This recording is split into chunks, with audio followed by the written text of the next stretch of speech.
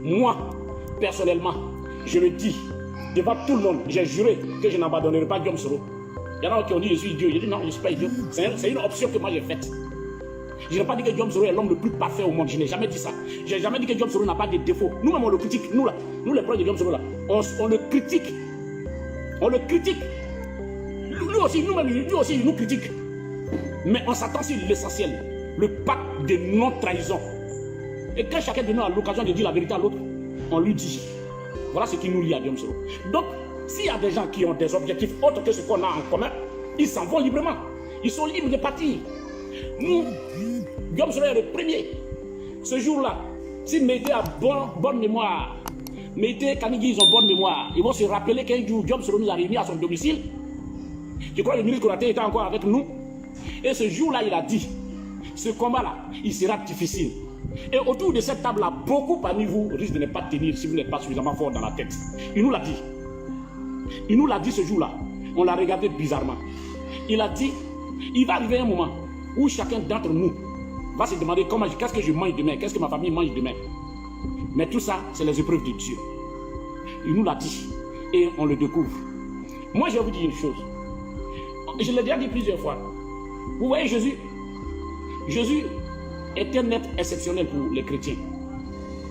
Jésus, là, c'est l'enfant de Dieu pour les chrétiens. Jésus n'a-t-il pas connu d'épreuves? Jésus n'a-t-il pas connu la trahison? Jésus n'a-t-il pas été maltraité par ses proches? Lui, l'élu de Dieu, là, n'a-t-il pas connu cette torture, cette méchanceté des hommes? Et pourtant, il était l'élu de Dieu. Mais il a connu les épreuves. Pour nous qui sommes musulmans, le prophète Mohammed sallallahu alayhi wa sallam, le prophète a quitté ses terres natales grâce à la méchanceté de ses frères. Il a connu l'exil comme Guillaume Soro. Il est allé en exil durant des années avant de revenir. Et pourtant, le prophète Mohammed sallallahu alayhi wa sallam pour les musulmans est celui par qui toutes nos prières passent pour arriver à Dieu. Ça dit que quand vous faites des bénédictions, vous souhaitez, vous avez des doléances à présenter à Dieu là, tant que vous ne répétez pas son nom au moins minimum 3 fois, votre prière là n'arrivera pas à Dieu. Mais est-ce qu'il n'a pas connu l'exil? Est-ce qu'il n'a pas souffert? Il n'a pas connu les tortures? Il n'a pas de méchanceté des êtres humains? Il n'a pas quitté sa terre natale comme Guillaume Soro pour être en exil en France?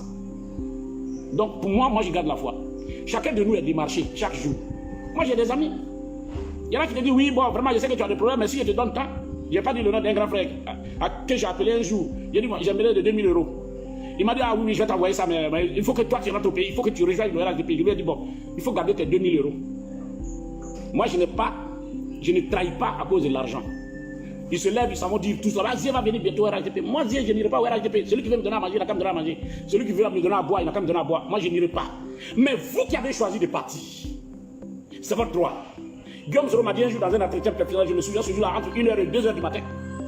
Il m'a dit c'est la traversée du désert qui va faire la sélection naturelle des hommes de conviction qui vont m'accompagner. Je répète, c'est la traversée du désert qui va faire la sélection naturelle des gens qui sont sincères avec moi, qui ont des objectifs, les mêmes objectifs que moi, et c'est dans la traversée du désert qu'on va les découvrir. Mais nous qui sommes croyants là, il y a des périodes dans l'année où on gêne, mais c'est tout le monde qui gêne.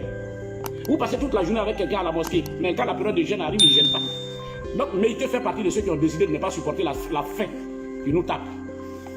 Il peut le dire, Konaté qui parle là, il sait que nous là, parce que vous êtes capable de penser que c'est parce que Guillaume Soro nous donne l'argent que nous on ne se bat avec lui. Non, c'est pas ça. Hein. C'est pas ça. Méité sait que c'est pas ça. Lui il connaît, je ne dirais pas. Mais il sait que c'est pas parce que Guillaume Soro nous donne l'argent qu'on a acquis à la cause de Guillaume Soro. Non. Le combat que nous menons, le GPS c'est notre propre enfant. C'est nous qui l'avons inspiré. On l'a pratiquement imposé à Guillaume Soro. Kanigui sait que Guillaume Soro même a failli être même le candidat du racisme. Mais c'est nous, on a dit non. Il faut que Guillaume Soro crée le GPS. Il faut qu'on crée le GPS. On a créé le GPS pour une harmonie parce qu'il y avait plusieurs mouvements. Il faut éviter d'aller dans tel mouvement, tel mouvement, tel mouvement, tel mouvement. Guillaume Soro, ça va créer des problèmes. Il faut que tu crées un mouvement. Comme ça, on va être en symbiose avec l'ensemble des mouvements. C'est nous. Mété fait partie de ceux qui ont écrit les lettres de ce mouvement. Aujourd'hui, tu vas aller t'asseoir pour raconter n'importe quoi. Toi, Méité, tu peux aller raconter n'importe quoi aujourd'hui. Je respecte ton choix. Mais je t'ai déjà dit, le seul fétiche sur lequel on ne pisse pas, il s'appelle Guillaume Soro. Si tu le fais avec moi, je vais réagir. Je te l'ai déjà dit. Toi, tu es qui? Quand tu te regardes, toi là, toi, tu peux déconstruire Guillaume Soro. Toi, Méité que je vois là, on dirait un poulet piqué là. Toi, tu peux déconstruire Guillaume Soro. Est-ce que tu as une mémoire? Même si tu es méchant, Il faut avoir une mémoire pour te rappeler au moins ce que Dieu sera fait pour toi. Est-ce que ce que Dieu sera fait pour toi, là, il a fait la moitié pour moi? Tu es né traître, tu mourras malhonnête et malheureux. Parce que j'ai une idée de ton parcours. Tu n'étais qu'un simple journaliste, un patriote et autres. Mais c'est Ahmed Bakayoko qui a été ton premier leader. Mais tu n'as pas hésité à le trahir pour rejoindre, pour aller faire tes preuves avec Diom Soro. Pour toi, là, dès que le soleil brille quelque part, tu t'en vas là-bas.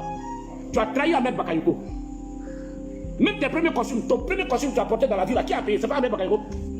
Est-ce que tu es resté fidèle? Tu te rappelles plus ce que tu nous disais d'Ahmed Bakayoko quand tu étais avec nous? Mais tu l'as quitté, tu as rejoint Diom Soro. Mais attends, quand vous cherchez l'épouse de quelqu'un qui est marié, une femme mariée, et qu'elle accepte de vous épouser, vous-même, quand vous l'épousez, vous devez vous attendre à ces 15 jours, quelqu'un d'autre vous l'arrache. C'est ton cas. Nous, on savait que toi, là, tu n'es pas un homme sincère, que tu allais partir un jour. Tu crois que le RHDP, ils sont méchants, mais ils ne sont pas idiots, hein? RHDP, là, ils ne sont pas reconnaissants, ils sont méchants. Ils sont même criminels, mais ils ne sont pas idiots, hein? Toi, tu peux aller t'asseoir au RHDP pour leur démontrer que Diom Soro, là, tu peux le déconstruire. Et puis, ils vont te croire. Quand tu parles à eux, tu regardes, ils rient. Il faut réfléchir, il faut être intelligent un peu. Même quand on a faim, là, on ne devient pas... Il ne faut pas dire le mot. Parce que tu as faim, tu te crois tout permis. Aujourd'hui, parce que Alassane Ouattara a braqué les élections, il a braqué le pouvoir, tu espères être nommé dans ça, donc c'est le moment d'attaquer Diom Soro, il faut raconter n'importe quoi. Bientôt, tu vas même démontrer par A plus B que Diom Soro était djihadiste et que quand il était avec toi, ben, dès que tu viens de le dire là, tu te mets dedans, hein, vous partez ensemble. Voilà la vérité. Il faut que tu arrêtes. C'est trop enfantin. C'est enfantin, toi, mais tu vas parler de Diom Soro.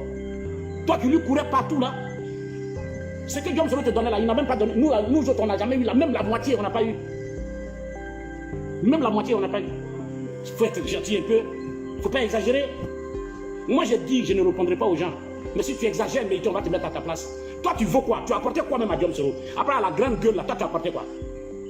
Combien de fois Diom Soro t'a financé pour que tu sois élu? Tu n'as jamais pu être. Moi, au moins, j'ai été élu une fois. La dernière élection où on est parti là, toi, tu as eu combien? Diom Soro t'a donné combien pour aller être candidat à Bangourou? Tu as eu combien de voix? Il faut jeter un coup d'œil dessus. Tu peux apporter quoi au RHDP? À part le griotisme là. Tu peux apporter quoi?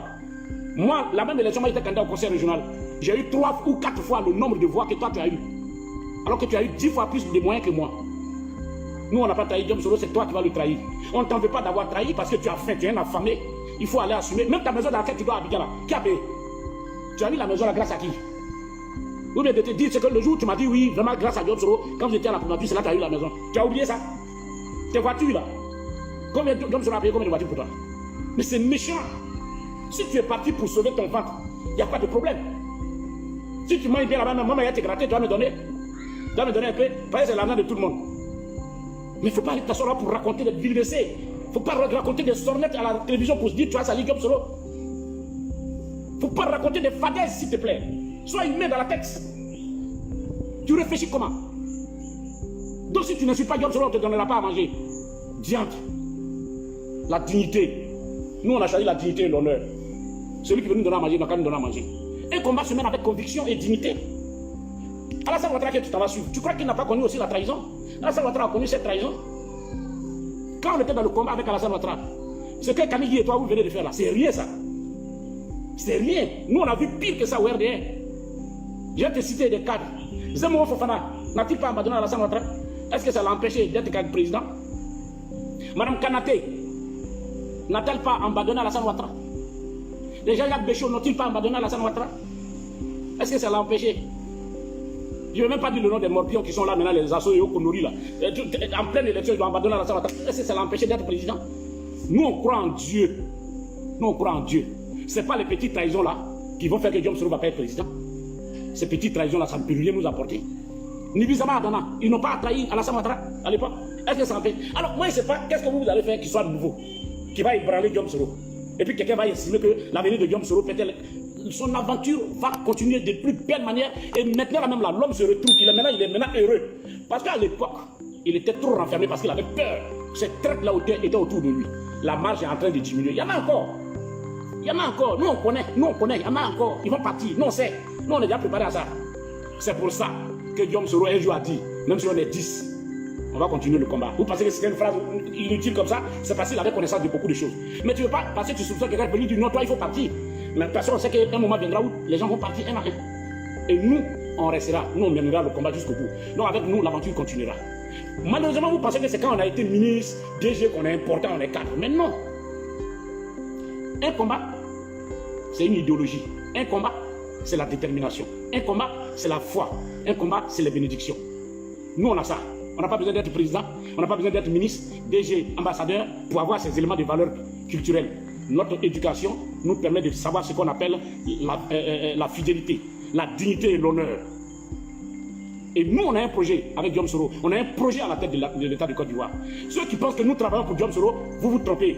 Tous ceux qui sont dans le GPS, ou bien qui sont à l'opposition, qui pensent qu'ils travaillent pour Guillaume Soro, ils se trompent. Ils se trompent. Ce pourquoi nous sommes avec Guillaume Soro, c'est le même combat. C'est que la démocratisation de la Côte d'Ivoire, la réconciliation des Ivoiriens, que notre pays soit développé. C'est ça qui nous tient. En quoi est-ce que ça, c'est le combat de Guillaume Soro? C'est à croire que je touche du bois si Guillaume Soro n'est pas là aujourd'hui, donc nous tous on s'en va s'asseoir au village. Mais non. C'est un combat qu'on mène, avec objectivité, avec dignité et honneur. Pour rien au monde, quel que soit le montant qu'on va nous donner, nous autres. Si tu nous donnes, on prend. Moi, mais je demande, hein, il y a beaucoup de cadres même du PDC, du RHDP là. Quand je dis, mais toi, il y a quoi? Faut me donner un peu, j'ai faim, faut me donner. Mais c'est différent de, je vais te suivre. Hein. Je ne vais pas te suivre là-bas. Hein. Et puis tant que tu ne t'attends pas, Guillaume Soro continue. Moi c'est pas mon problème. Guillaume Soro, c'est mon guide. Et je l'ai dit, l'arbre sous lequel je suis assis, je n'accepterai jamais que quelqu'un vienne le couper, sauf si tu m'abats. Voilà donc, en ce qui concerne l'avenir de Guillaume Soro, avec nous. Kaniki, je ne vais pas m'étaler là-dessus. Bon, Kaniki, c'est un frère que je respecte, mais je respecte sa position.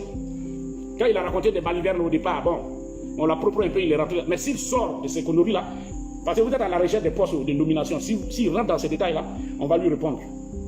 Sinon, beaucoup de cadres qui ont fait les forces nouvelles avec nous, qui ont fait l'opposition avec nous, s'attaquent à Guillaume Soro, mais je ne réponds pas. Je ne réponds pas parce que j'estime que ce n'est pas la peine. Chacun a ses raisons. Mais il y a des choses qu'il ne faut pas faire. Mais il est en train de dépasser les bornes. Donc il faut qu'il s'arrête. Il n'est pas le seul intelligent. Il n'est pas plus diplômé que moi. Il n'est pas plus intelligent que moi. Seulement, il est plus âgé que moi. Et il a eu plus de chances. Mais nous, on se moque de Guillaume Soro. Quand ça arrive, quand on dit c'est bien fait. Il a pris des gens quand il les a bombardés. Il leur a donné tout. Voilà aujourd'hui. Maintenant qu'ils n'ont plus ce qu'ils avaient là, ils s'en vont de l'autre côté pour aller manger.